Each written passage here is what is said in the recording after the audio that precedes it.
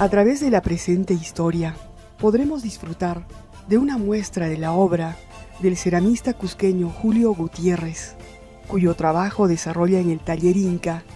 Conoceremos además su vínculo con el alfarero de Racchi, Gonzalo Rodríguez.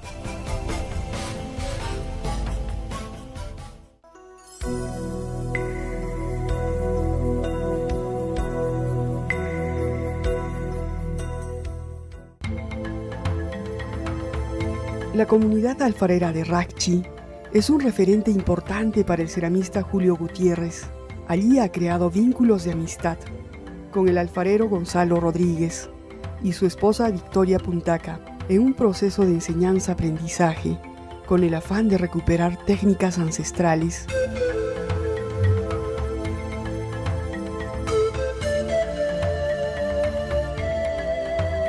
Estamos en la casa de Gonzalo Rodríguez, uno de los artesanos más importantes que tiene el Cusco y el Perú. Él es ceramista, pero ceramista tradicional. Él conserva la cerámica desde la época precolombina, desde los pre-incas y los incas. Él hace aríbalos, hace raquis, piezas de gran tamaño, de gran formato.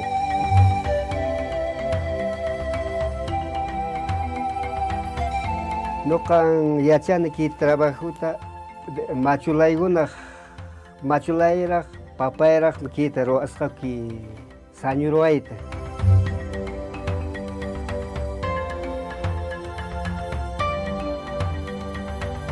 Noka kunan trabajan sapaunji. Ya tengo clientes fijos de todo a nivel del Perú.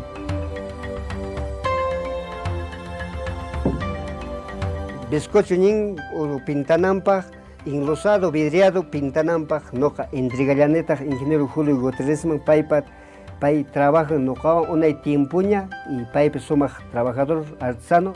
Julio Gutiérrez, a través del taller Escuela Inca, que él mismo formara, hoy investiga, produce y genera tecnologías para compartir con los demás ceramistas cusqueños, buscando mejorar la calidad y el posicionamiento de los productos en el contexto mundial. Mi experiencia acá en el taller es muy placentero, ¿no? Porque más que trabajar nos divertimos haciendo la cerámica.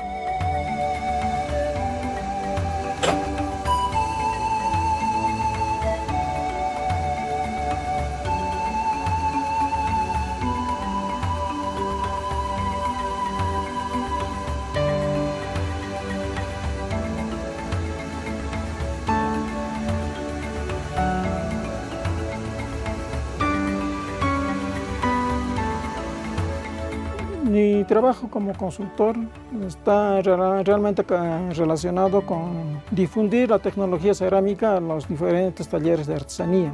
Hemos ubicado los yacimientos de arcilla y hemos estudiado sus propiedades. Y después se han formulado pastas para que comiencen a trabajar utilizando diferentes métodos de modelado los señores artesanos, ¿no? A lo largo de 30 años, Julio Gutiérrez ha hecho de la cerámica su pasión y profesión. En ella se funde con el arte, sus conocimientos de ciencias e ingeniería. Combinando distintas técnicas, crea piezas únicas con un estilo propio. Ahora vamos a decorar este plato grande que ya está esmaltado, es decir, tiene el vidrio ya que se le ha puesto por encima. Se hace el dibujo, pero yo hago los dibujos en papel y luego al dibujo le hago unos huequitos, ¿no? Entonces acá ya está el patrón. Colocamos ese patrón aquí.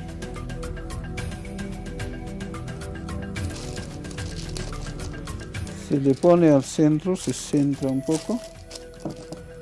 Ahora vamos a usar un poco de polvo de carbón para tener la figura.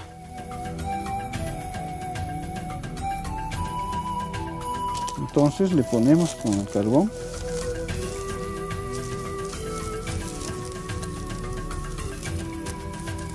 pasamos a...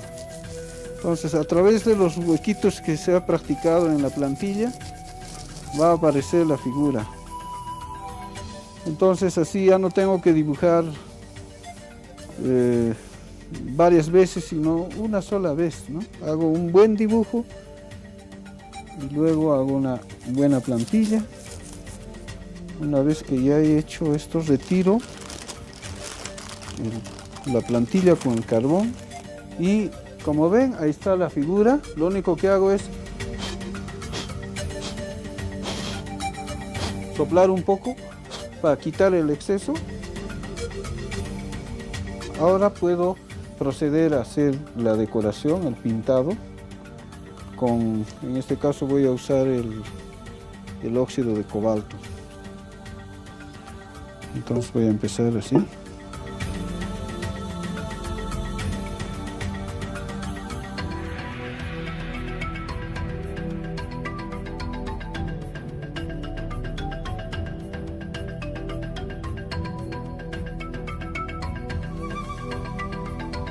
Y así la pintura se hace no solamente un ejercicio, sino todo un placer. Cada trabajo resulta siendo de distinta forma, a veces color, ya hasta el estado de ánimo del artista se puede ver en el trabajo.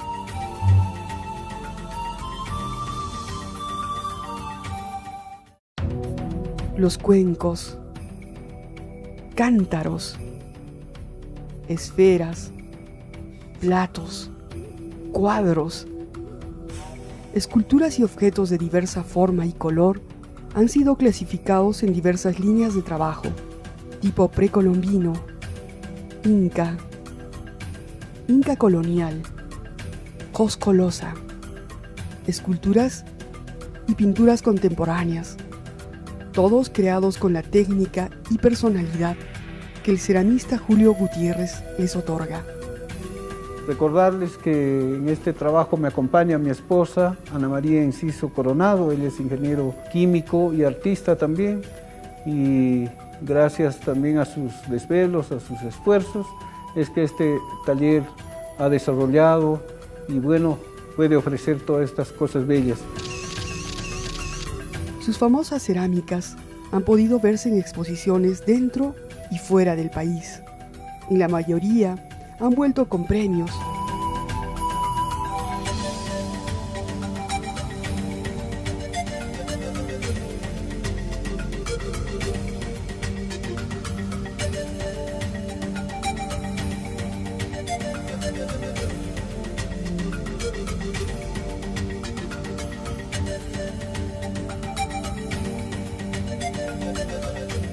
Por su delicadeza, originalidad, resistencia y exquisitez.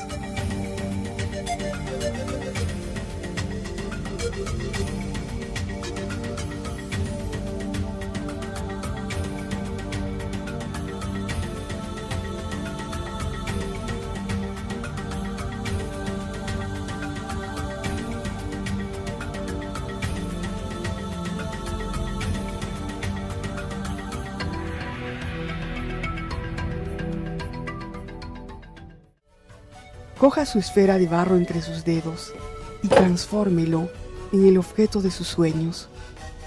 Use el pincel y logre su color ansiado. Venga al taller Escuela Inca. Julio Gutiérrez los espera para compartir sus conocimientos.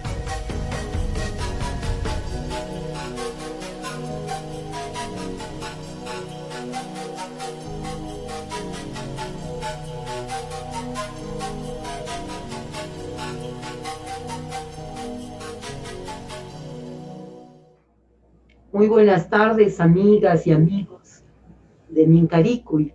Esta es una nueva entrega de la Escuela de Educación Superior Pedagógica Puquiasunchis, gracias al auspicio de LED y con el objetivo de hacer de que nuestra clase se abra a toda la colectividad. Hoy estaremos con una clase muy especial. Y digo clase porque no es una entrevista cualquiera. Está con nosotros el ingeniero químico, ceramista y personaje meritorio de la cultura peruana, Julio Gutiérrez Amanés. Y tengo que decirles, no va a hablar de cerámica, sino precisamente de un tema que ha sido postergado en nuestra educación. Durante muchos años se nos ha hecho creer que nuestras culturas precolombinas eran prácticamente salvajes y no tenían ciencia, y mucho menos una matemática, una química, una física desarrolladas, que por el contrario su valor estético radicaba en su arquitectura y nada más. Pero para eso hay que comprender la cultura que había detrás, la ciencia que había detrás. Por ejemplo, hoy que nos vamos a ocupar del tema de los quipus, las yupanas, y qué tenían que ver con la ciencia parida aquí en el Ande. Con inmenso placer entonces voy a hacerle la pregunta a don Julio. Voy a hacerle la pregunta que es así de simple. ¿Qué es lo que desconocemos de los quipus y yupanas, Julio querido? Los dejo entonces en compañía de Julio para que nos comparta su profunda respuesta. Muchas gracias, Tanita. Te agradezco por la invitación y en especial a Pugliasunchis y a todos los jóvenes que están estudiando en esa institución. Te diré que nuestra cultura es uno de los 5 o 6 focos civilizatorios de la humanidad. Y creo que el único que está bajo la línea ecuatorial, es decir, en el hemisferio sur. Lamentablemente por el eurocentrismo, el colonialismo y el esclavismo, se ha tratado de invisibilizar y desaparecer a esta cultura.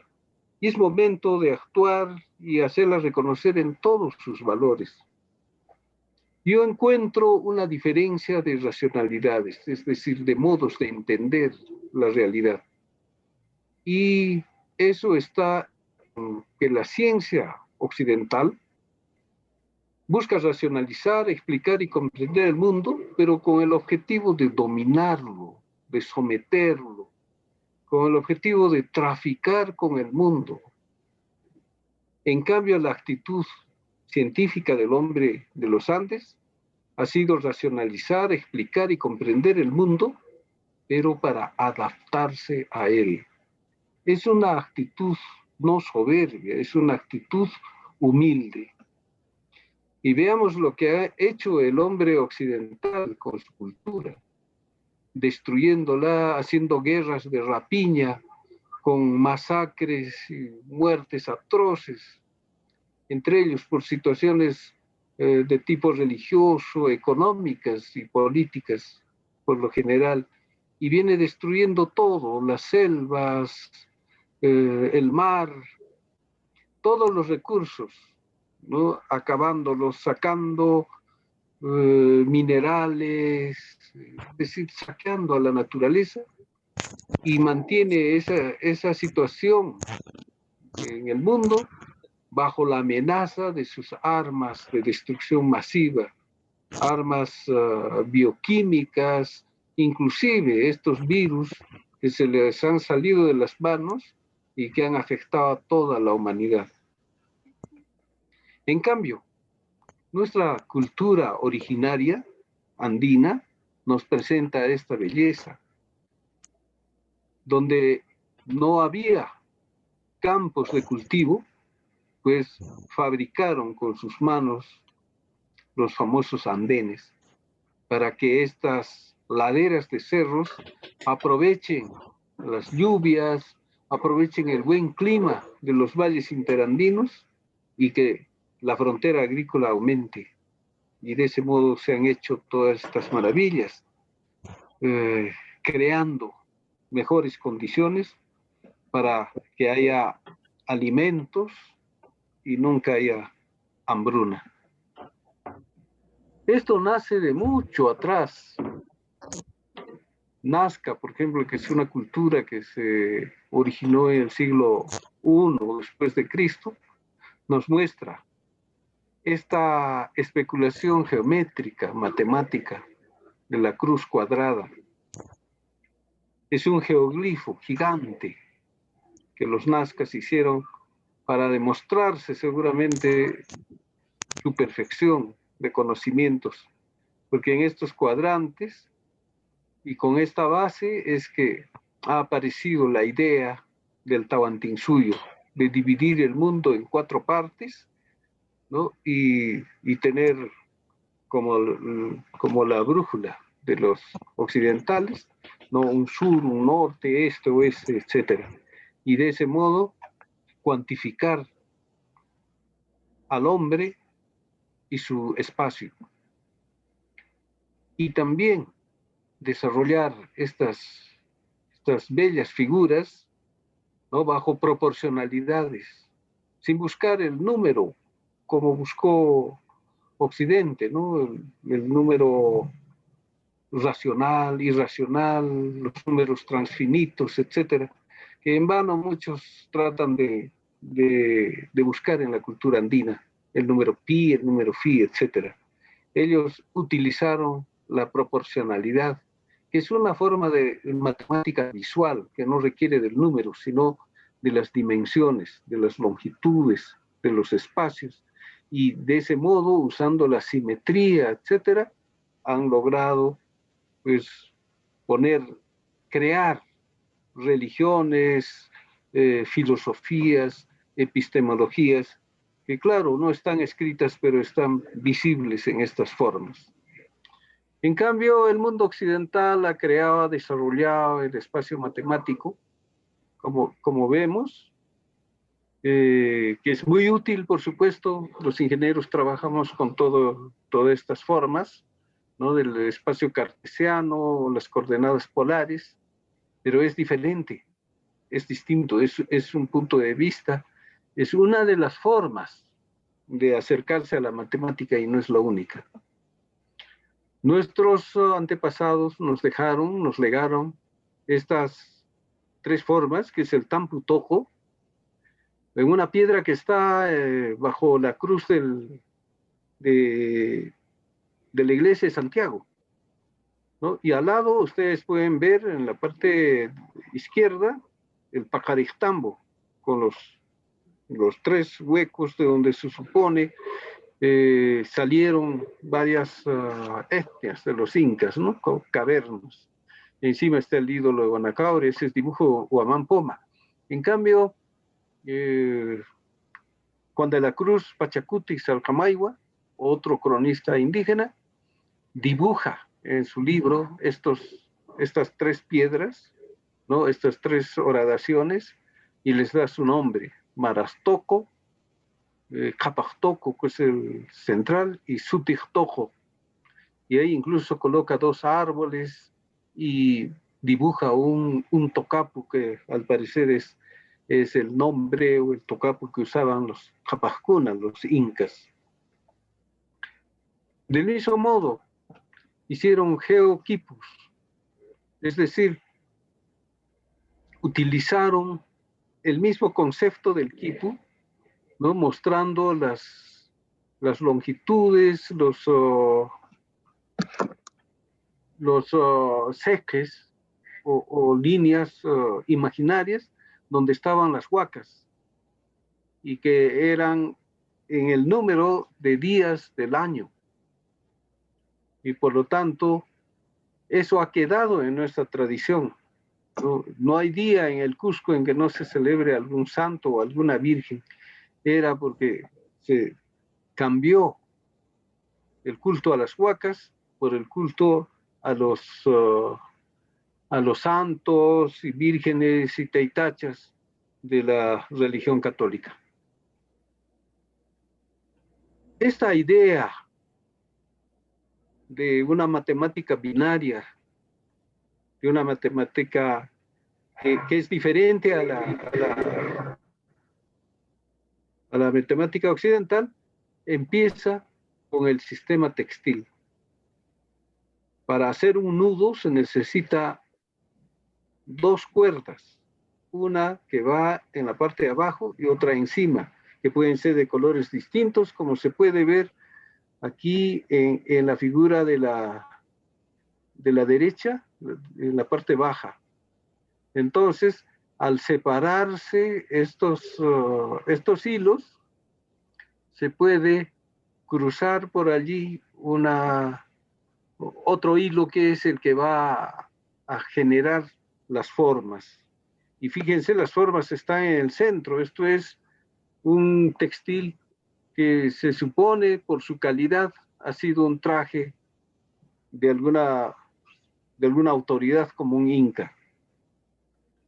Y aquí podemos ver que esas estructuras, ¿no?, de los textiles son posibles incluso de ser computarizadas, como se ve en el lado izquierdo o derecho, perdón, abajo. Esa forma de corazón está ya como tarjeta para ser usada en una máquina computarizada. Y estas figuras mucho más complejas que se ve en el lado derecho son hechas y graficadas simplemente usando el cerebro y las manos de estas mamaconas o mamachas, que son las que realizan estas, hasta la actualidad, estos textiles. Estos son los más bellos que hay en todo el Nuevo Mundo y están en la zona de Apurímac, en la localidad de Chalhuahuacho. ¿Y cómo contaban, cómo hacían los incas para que su sociedad esté equilibrada, para que no hayan pobres, gente desesperada que tenga que robar, saquear a los demás para sobrevivir, que tenga que acudir a la rapiña? Esto era controlado mediante un sistema matemático de muchas dimensiones, que era el sistema del quipu. No solamente era para contar, no solamente era para administrar, también era para contar historias, para contar o cantar canciones, para llevar ritmos, para desarrollar danzas, etcétera. Y todo eso tenemos que seguir investigando y estudiando, porque es reponer los valores que tenía nuestra cultura ninguneada, casi desaparecida, pero que persistente, existe ahora en el quechua, existe en las costumbres, existe en los sitios arqueológicos, en los restos funerarios que se van encontrando. ¿Desde cuándo tenemos quipus? Fíjense, Caral tiene por lo menos 3000 años antes de Cristo, más 2000, hasta nosotros son 5000 años de antigüedad de esa cultura en la que todavía no se conocía la cerámica. Es del precerámico, pero ya se tenía estas formas urbanas, ¿no?, estos templos subterráneos y pirámides, y en esas condiciones en las tumbas se han encontrado esos quipus. Quiere decir que el sistema quipu tenía, por lo menos hasta los incas, tenía unos 4000 o casi 5000 años de actividad, de trabajo. Por lo tanto, era un sistema avanzadísimo. Y servía para manejar los recursos que tenían los incas. Ahí está en el dibujo de Guamán Poma, un inca o un administrador pidiendo las cuentas al Quipucamayo. Él le está rindiendo cuentas a través de lo que tiene escrito o amarrado en el quipu. Y allí están las cantidades de productos que se tiene en una colca. Los españoles, cuando llegaron a estas colcas, uno de ellos escribió y dijo que mientras sacaban, arranchaban las cosas de la colca, uno de los quipucamayos desataba unos nudos y amarraba en otro quipu. Es decir, tenían quipu de entrada y salida. Eso ya se ha desarrollado en Occidente en el siglo XVII. Igualmente acá a la derecha tienen lo que llamamos el templo de Huiracocha, que en realidad es una gran colca gigantesca. Esos círculos que ustedes ven tienen como 10 metros de diámetro y eran formas como las que se ve al lado, es decir, con techo y formas redondas. Y allí se acumulaba toda la producción de muchos años y se tenía como un banco para asistir en caso de pandemia, en caso de sequía, en caso de guerra, en caso de necesidad. Salían los productos allí para satisfacer las necesidades de cualquier sector de la población. Y estas colcas estaban regadas en todo el territorio del estado Inca. Bien, acá vemos al Quipucamayo, dibujado por Guamán Poma, incluso tiene su nombre, dice el Curaca Condorchawa. Tiene el nombre ahí. Y debajo, al costado, al lado derecho de la persona, está un dibujo con unos puntos. Esa es la yupana, un artefacto para sumar, restar, etcétera, que recién está siendo estudiado, ¿no? Se le desconocía, se han encontrado yupanas de piedra, yupanas de los nazcas, de los chavines, yupanas muy antiguas. Al lado hay otro, Quipucamayo también, que está dibujado por Guamán Poma. Y fíjense, ya en 1725, en plena colonia, cuando los curas decidieron que los incas no debían tener, como ya eran dominados y casi esclavos, no debían tener su religión, había que quitarles todas sus costumbres religiosas, ¿no? Quitarles, según ellos, sus dioses paganos, para que solamente crean en el Dios verdadero que ellos habían traído, ¿no? Que siempre ha estado en duda.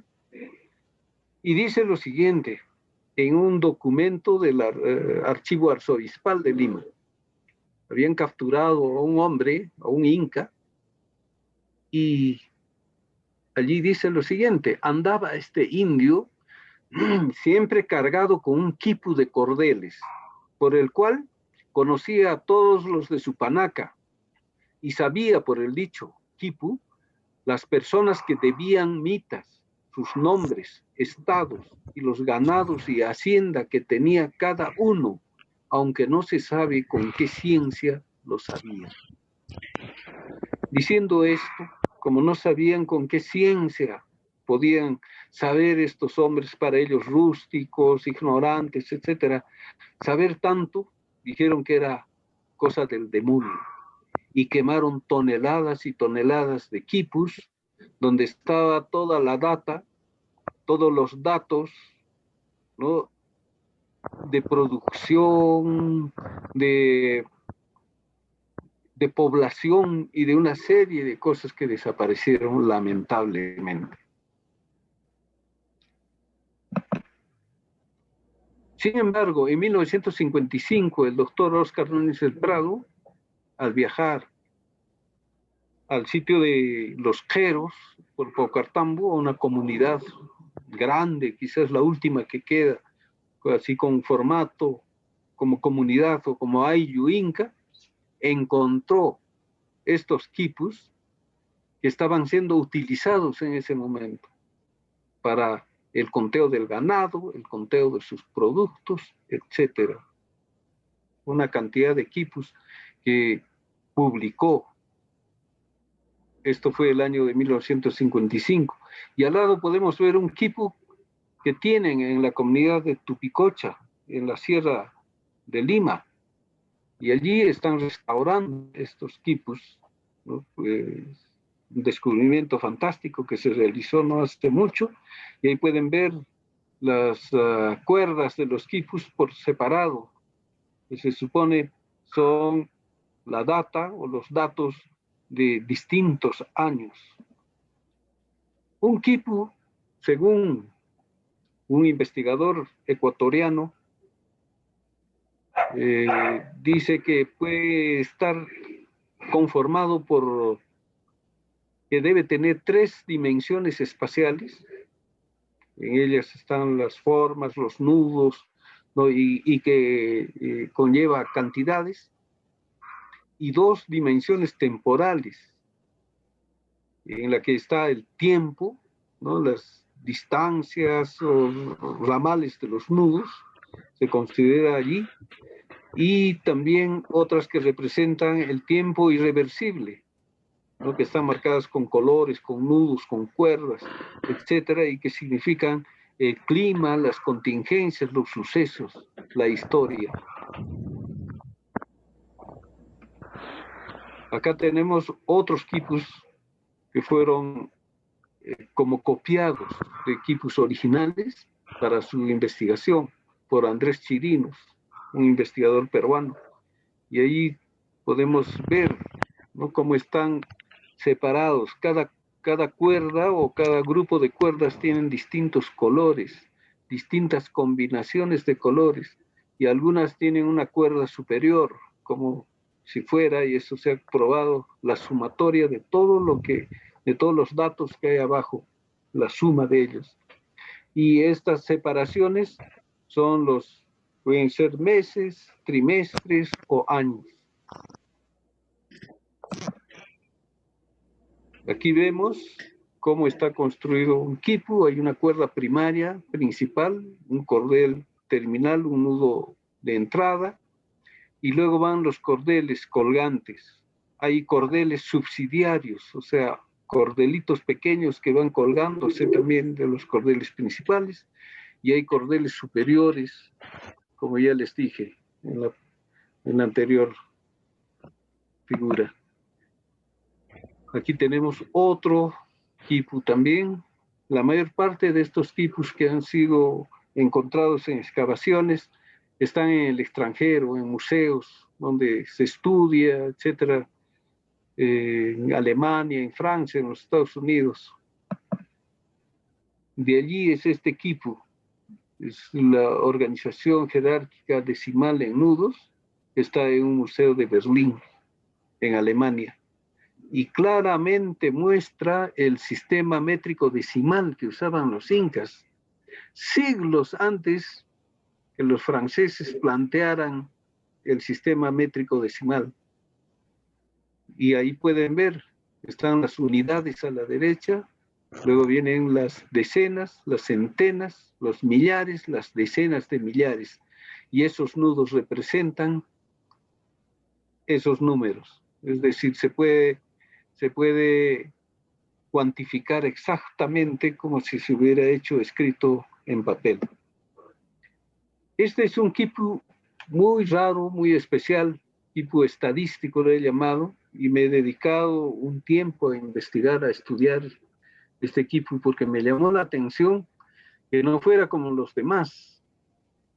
Cada manojo de cuerdas de distintos colores están precedidos por unos canutos de colores, a veces de 2 colores, a veces de 3 colores, unos que se diferencian los unos de los otros y de distintos colores. Esto me llevó a investigar primero cómo están colocados, cómo está el canuto desarrollado como si fuera una matriz tetrafuncional, en algunos casos, o binario, porque pueden ser solamente una cuerda torcida, quedarían 2 cuerdas colgantes, o 2 cuerdas colgantes, o digo 2 cuerdas grandes unidas darían 4, ¿no? O sea, cada grupo de esos botaría 4 cuerdas colgantes. Y en estos dibujos de mi bitácora de estudio, ahí pueden ver cómo más o menos han sido construidos estos quipus. Y acá está la división o separación por colores de esos canutos que están en la parte alta. He puesto una numeración a todas las cuerdas, ¿no? para identificarlas. Y he identificado aquí 6 colores que están ahí al costado izquierdo: blanco, rojo, azul, amarillo, celeste y café. Luego hay combinaciones de rojo con amarillo, rojo celeste, celeste rojo, azul con rojo, y he puesto ahí el número que corresponde al quipu, ¿no?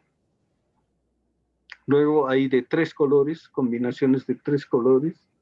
En total hay 19 de estas combinaciones de 3 colores: azul, blanco, rojo, azul, rojo, café, azul, amarillo, rojo, etcétera. Entonces, nos da la idea de que estos han sido códigos, y vamos a ver cómo se les puede cuantificar. Aquí está el mismo trabajo, pero un poco más cercano. Aquí he hecho una semejanza con los medios estos electrónicos, transistores, capacitores, etcétera, que vienen identificados por colores, ¿no? Entonces el técnico simplemente busca la secuencia de colores y puede cambiar estas piezas en los sistemas electrónicos, ¿no? Ya en los sistemas modernos seguramente ya son chips, ¿no? Y fíjense esta matriz con los 6 colores que he identificado. Es una matriz de 6 por 6, que daría 36 códigos. En 36 códigos podemos colocar todos los números, desde el 1 al 9, inclusive el 0. También podemos colocar todo el abecedario. Y en esta matriz de 6 por 6 por 6, que da 216 términos o códigos. Imagínense toda la data que podría colocarse: los lugares, los pueblos, las etnias, ¿no? Ahí podría estar, según decían de ese Hipucamayo que habían apresado, que leímos antes, ahí podrían estar el estado de cada familia.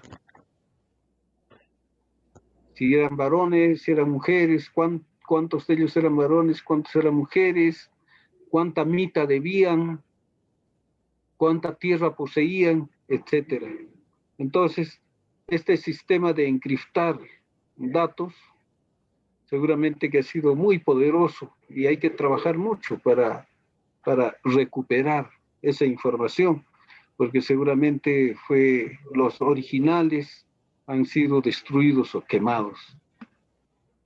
Aquí estoy mostrando 2 estilos de 2 épocas diferentes de la electrónica, ¿no? Lo que les mostré antes, esa estructura con transistores, y luego la que ahora todo eso cabe en la punta del dedo, en un microchip, ¿no? Y de ese modo están hechas las computadoras modernas. Este es un quipu calendario o pachaquipu, que fue estudiado por uno de los grandes científicos que conocen el mundo andino, que fue Tom Tridema.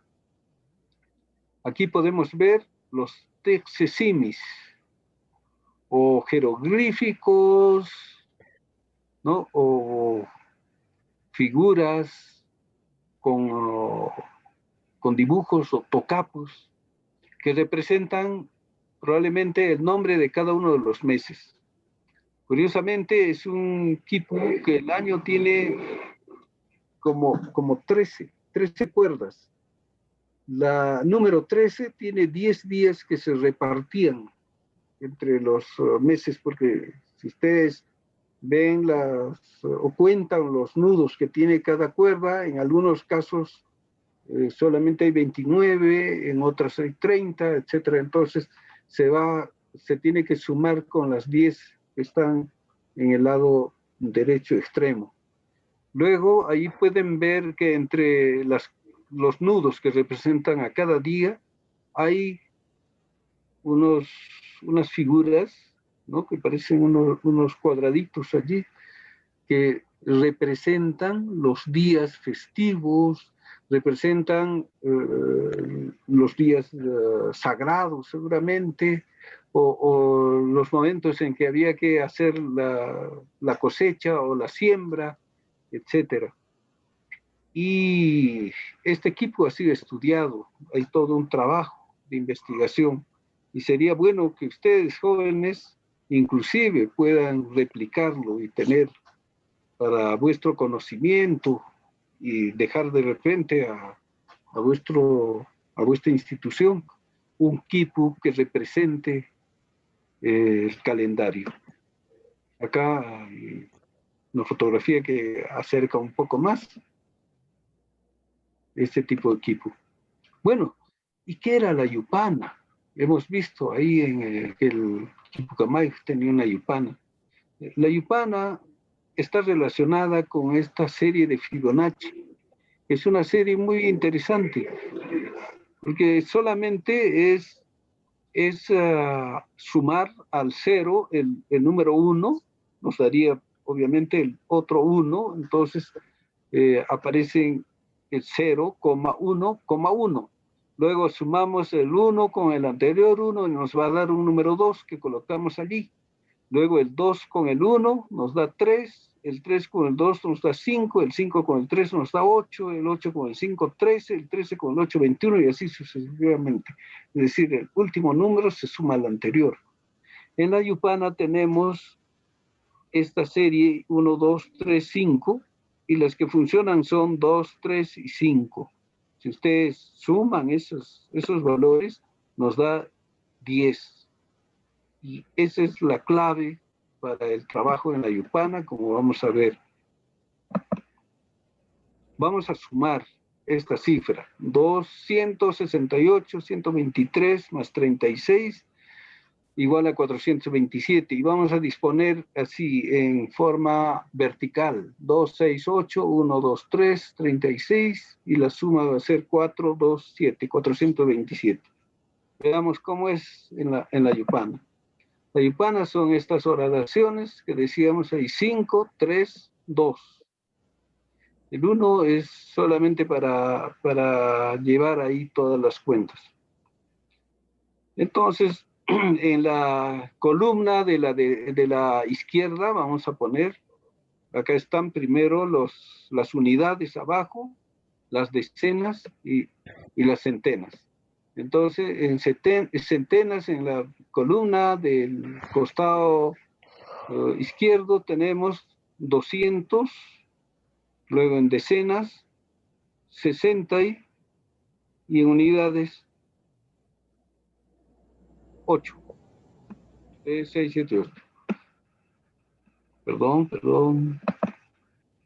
Igual, aquí una centena, 2 decenas, 3 unidades. Aquí 3 decenas, 6 unidades. ¿Y cómo se hace la suma? Llenamos los agujeros, porque en el anterior cuadro no están todos los agujeros limpios, no hay ninguna semilla allí. Ahora llenamos. Y todo lo que nos sobre en esta fila de las unidades, trasladamos a la parte derecha ya como suma, como resultado. Eso es. Entonces, acá nos ha quedado 10. Como decimos en la suma, llevamos 1, es exactamente, tomamos una semilla y la trasladamos ya a los resultados de las decenas.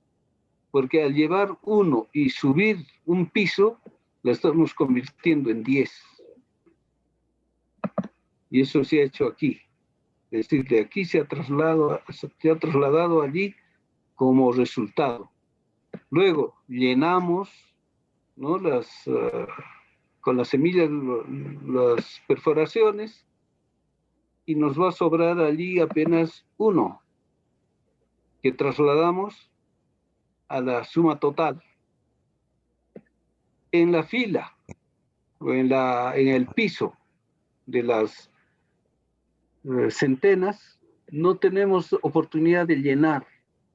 Entonces, todas estas fichas o estas semillas pasan como resultado. Y ahí tenemos el resultado, obviamente. ¿Sí? 427. Entonces, los cronistas dicen de que con este artilugio, con este aparato que usaban los incas, que a veces ni siquiera era una tabla, sino dibujaban una cuadrícula en el piso y usaban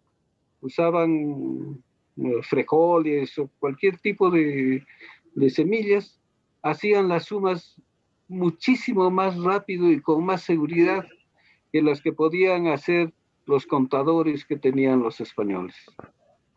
El propio Inca Garcilaso también dice que con los nudos y con estas semillas contaba muchísimo más rápido que cualquier otro calculista que traían los españoles.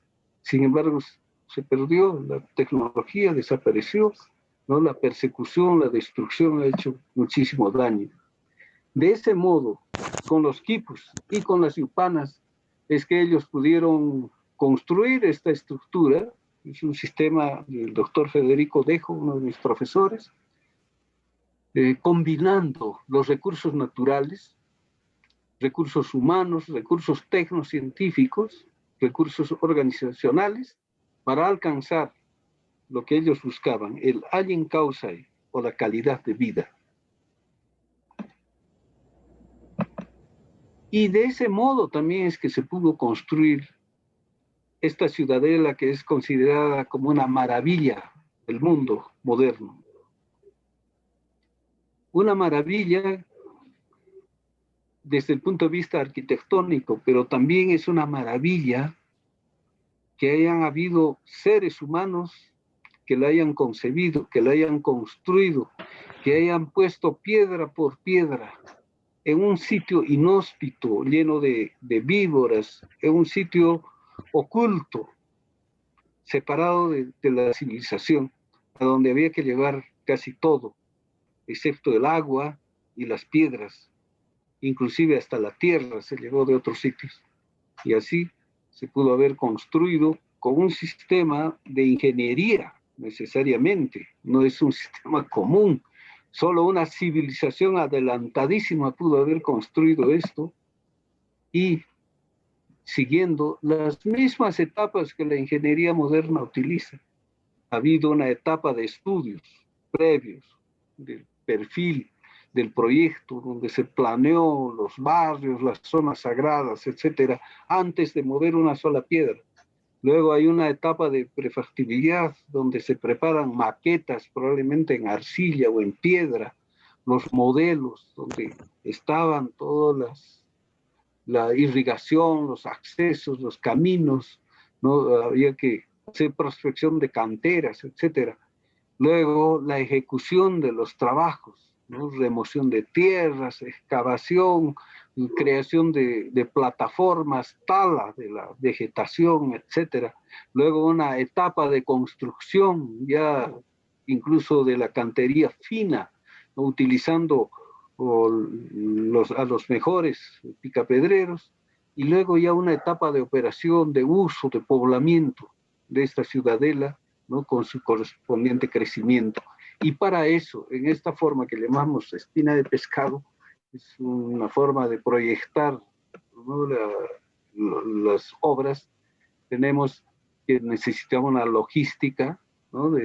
Con alimentos, necesitaban guías, peones al principio, luego residentes ya, y por lo tanto alimentación, vivienda para todos ellos, herramientas para la cantería, peones de acarreo para trasladar las tierras, traer semillas, etcétera. Y por la parte de abajo también podemos ver que se alimentó ahí con personal, ingenieros, arquitectos, proyectistas, especialistas, ¿no? Escultores, maquetistas, constructores especializados en obras hidráulicas para llevar el agua, canteros, picapedreros, escultores, porque cada piedra que está puesta en Machu Picchu es una escultura, pobladores, después agricultores que probablemente no eran comunes, sino eran investigadores, eran genetistas, eran especialistas en el manejo, cultivo de plantas especiales. Entonces, solamente de ese modo, con una alta cultura, con una alta ingeniería, se ha podido construir Machu Picchu, utilizando estos medios, los quipus, que es como un sistema computacional donde estaban no solamente los quipus, donde estaba el proyecto que se había soñado, donde estaba la cantidad de personal, de materiales, de equipos, de herramientas que se tenía que usar ya planificado, sino un quipu en el que iba amarrándose la realidad para comparar, como se hace actualmente en la ingeniería moderna. Todo eso ha facilitado este sistema que tiene más de 5.000 años de existencia, que era el quipu, que desgraciadamente los españoles en su ignorancia, los conquistadores, destruyeron y prácticamente hicieron desaparecer, al extremo que solamente lo que ha encontrado el doctor Núñez del Prado en Jero es lo único que se ha podido encontrar vigente en esta época de la cultura inca. ¿Y cómo se racionalizaba los recursos? ¿Cómo se hacían que estos recursos alcancen para todos? Eso está escrito, eso está pensado en el Aríbalo inca. El Aríbalo hay en toda la región donde estuvieron los incas, con una otra variante, pero es la misma forma. Es como el sello de garantía de existencia de los incas en cualquier sitio, desde el sur de Chile a Tucumán hasta Pasto en Colombia. Entonces, esta explicación me la hizo uno de mis grandes maestros, recordados y queridos, que fue el doctor Manuel Chávez Bayón, un gran arqueólogo que investigó todos estos temas y los avisaba y contaba cuánta persona estuviera a su lado, como un gran filósofo.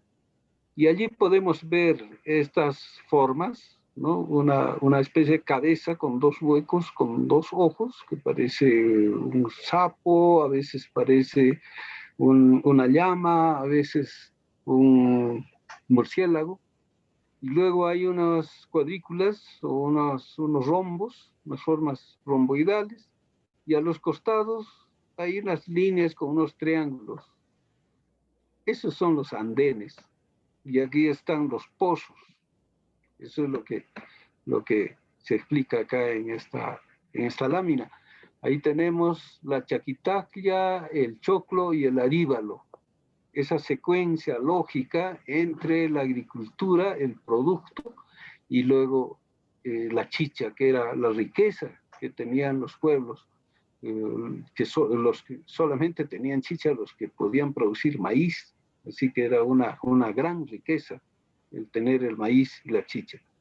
Y el aríbalo era pues la estructura en la que uno podía ver, ¿no? esa economía de la producción de la riqueza.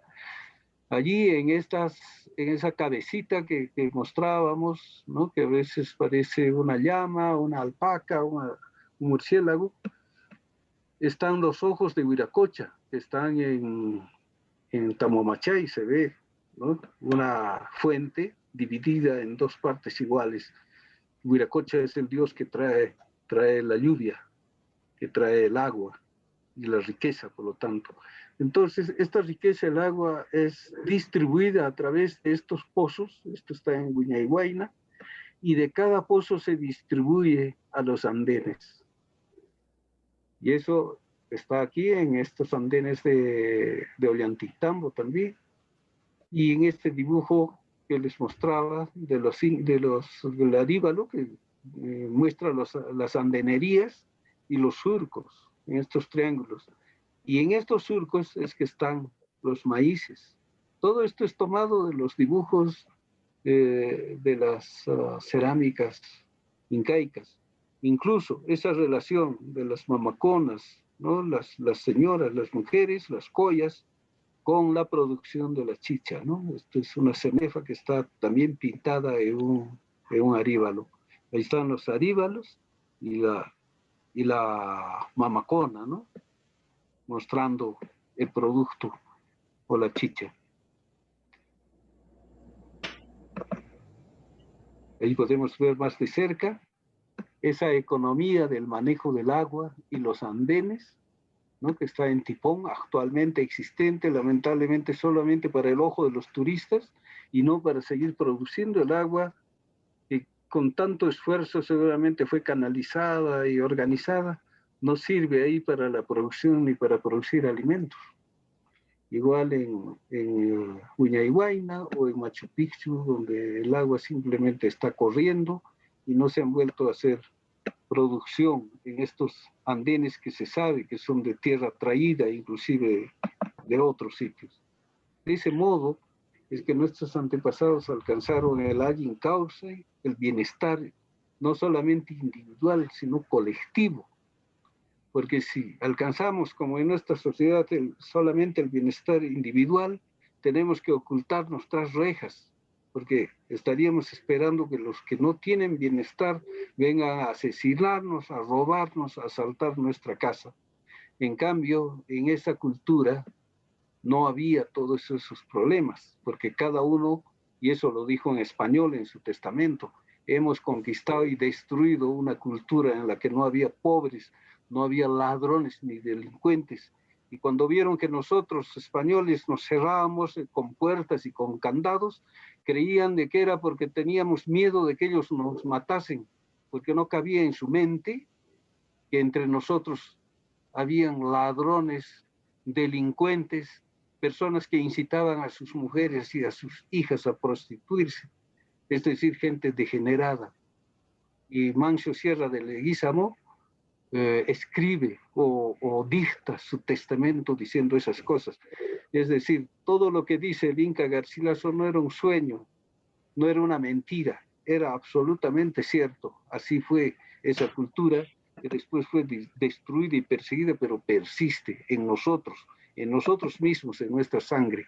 Seguimos viviendo esta belleza de la buena administración, del buen gobierno, en los aylus, en las comunidades andinas y también en las comunidades actuales, por AINI, por trabajo, por Minca, por trabajo colectivo, es que se hacen trabajos gigantes. Se ha conquistado el desierto hasta convertirlo en zonas de alta producción actualmente en los conos de Lima. Bueno, ¿y qué relación tiene todo esto con las otras ciencias? Eso vamos a ver aquí. Con esto vamos a dar fin a la conversación. Fíjense, acá hay este signo escalonado que está en el Museo Inca, que es una piedra grande de más de 1 metro de altura, ¿no? Ese mismo signo se ve en Machu Picchu, en la parte interior, la parte baja del torreón, llamado torreón, que es un sunturuasi, en la cerámica, en el mono de Nazca, fíjense, ahí esa forma escalonada, en esta figura mochica, que casualmente se llama Pachamama, esta figura, tiene las andenerías y tiene una especie de nube o una logia, ¿no? Que está arrastrando a una persona ahí, es como si fuera una avalancha. Y aquí el astrónomo, el ecologista o el naturalista está observando esa realidad, ¿no? Aquí abajo hay otra persona muerta, como enterrada en uno de estos pisos, como si fuera de la costa, la sierra, la montaña, etc. Entonces hay toda una filosofía en ese cerámico. Y hemos tomado mucho de eso. En 1953, el científico Osvaldo Baca Mendoza desarrolló un sistema periódico de los elementos químicos, así, en una forma de gradería, con sus funciones matemáticas sencillísimas que están abajo, que determinan por qué razón hay esta forma de gradas y por qué vienen por pares estos periodos o líneas horizontales, y también cómo se forman matemáticamente cada una de estas columnas con los elementos que tienen semejanzas en sus características químicas y físicas. La actual tabla periódica está en la parte de arriba, todos la conocen, la hemos estudiado. Yo le he puesto colores para diferenciar sus sistemas, ¿no es cierto? Hay la famosa química cuántica, da estas coloraciones, y he desarrollado con las mismas ecuaciones, variándolas un poco del doctor Vaca Mendoza, esta forma escalonada. Luego he separado estos pares de periodos, poniéndolos uno tras de otro, y he logrado esta forma que es una parábola matemática, y he medido, le he dado la estructura matemática. Y igual a 4b al cuadrado. B es cualquiera de estos números que están aquí, 1, 2, 3, 4, etc. Entonces, lo que se ha hecho es una matematización y geometrización de la tabla periódica, siguiendo esa secuencia de gradería de nuestros antepasados. Aquí lo que les he dicho es lo mismo, si llevamos a la derecha o a la izquierda estas formas. Y esta es la matematización de la que les hablaba. Hay una función matemática que es infinita, es decir, puede seguir habiendo ahí más elementos, más funciones matemáticas, probablemente en universos diferentes al nuestro. Y esta es la tabla matematizada, que es una función que lleva mi apellido. Ha sido presentada en simposios, en congresos, en encuentros internacionales, inclusive uno realizado en 2012 aquí en el Cusco. Y si colocamos por la mitad, como son siempre pares, como ustedes pueden ver, acá hay una secuencia verde, amarilla, naranja, roja, luego verde, amarilla, naranja, roja, que es prácticamente la misma. Hay duplicación. Entonces, tomando la parte céntrica, si colocamos uno sobre otro por los centros, obtenemos esta bella simetría, ¿no?, que se parece tanto a esta piedra que se le llama Pachatuzan, se le llama Pachamama, es el símbolo escalonado de los incas. Alguna relación, si es posible, psicológica, ancestral debe tener, para que después de tantos siglos otro descendiente de ellos pueda mostrar la ciencia química matematizada de esa forma y desarrollar un quipu con esta tabla armónica, ¿no? Un quipu que tiene, los rojos tienen 2 nudos, luego los naranjas tienen 6 nudos, o sea, 4 más, ¿no? Y vienen por pares. Acá hay 2, 2, acá hay 2, luego 6 naranjas, 2, 6 naranjas. Aquí se incrementan los amarillos, que son 10, 6 más 4, 10. Entonces acá hay 2 rojos, 6 naranjas, 10 nudos amarillos, igualito su par, 2 naranjas, 2 rojos, 6 naranjas, 10 amarillos. Acá se incrementan los verdes, que son 14, 4 más. Entonces, 2, 6, 10, 14, 2, 6, 10, 14. Sigue la misma secuencia, pero fíjense en nudos, utilizando nuestra tecnología ancestral de 5.000 años de existencia. Y aquí pueden ver, ¿no?, la semejanza, y ahí están los nudos. Acá hay 14 nudos, 10, 6, 2, que son la misma secuencia de los colores que estamos viendo aquí. Igualmente, en estas tablas escalonadas, que son de 2 en 2, ya no son estiradas, ¿no es cierto?, como como escalones. Igual hemos construido otro equipo que tiene igualmente duplicados, ¿no? 2, 2, 2, 2. Luego aquí se incrementa el naranja, 2 rojos, acá se incrementa el amarillo, siempre en pares, el verde siempre en pares. Entonces, esto es por periodos, la otra se llama por bínodos o pares de periodos. Y aquí estoy en esta fotografía en la Universidad de Istmo, en San Petersburgo, en Rusia, mostrando esta novedad de los quipus y esta teoría que les he mostrado que tiene que ver, es una consecuencia de los conocimientos de nuestros antepasados. De esa manera quiero yo decirles a ustedes jóvenes que se dediquen al estudio de nuestro pasado. Ustedes mismos deben guardar mucha riqueza de vuestros padres y de vuestros abuelos en vuestros conocimientos. Todo eso hay que explotar, todo eso hay que trabajar, hay que investigar. Lo que falta a nuestro país es investigación, estudio profundo. Nos hemos quedado solamente en la especulación, en contar historias que a veces no tienen ni pies ni cabeza.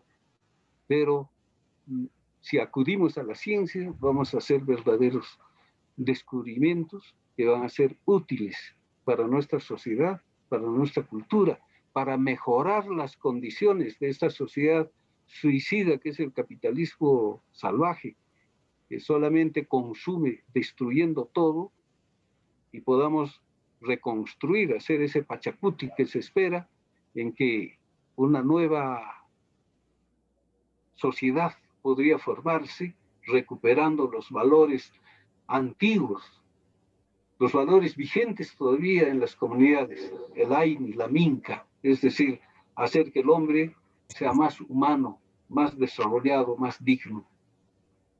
Eso es todo y les agradezco por vuestra audiencia. Mil gracias, Tania, Ricardo, gracias a todos los amigos que han hecho posible que se haga esta conferencia, y estoy a la espera de poder conversar con ustedes. Les invito a buscarme con mi nombre en el internet, Julio Antonio Gutiérrez Amanés, o por mi seudónimo artístico Cutiri. Ahí van a encontrar mis trabajos y les suplico que los lean, los vean y los compartan con vuestros amigos. Muchísimas gracias. Muchísimas gracias por habernos acompañado en esta nueva edición de Minkaricuy. Esta fue una clase especial, no como el carácter de las anteriores, entrevista pura, sino una conferencia que sabíamos iba a ser de muchísima utilidad para ustedes.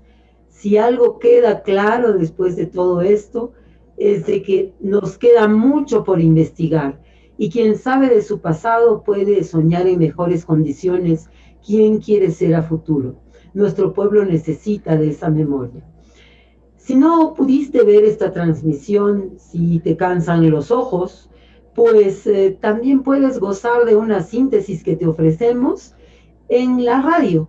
Estos son nuestros horarios, los estás viendo en pantalla los viernes a las 7 de la noche por Radio Inti Raymi, a las 7:45 por Radio Santa Mónica y los sábados a las 4:30 por Radio Quillabamba.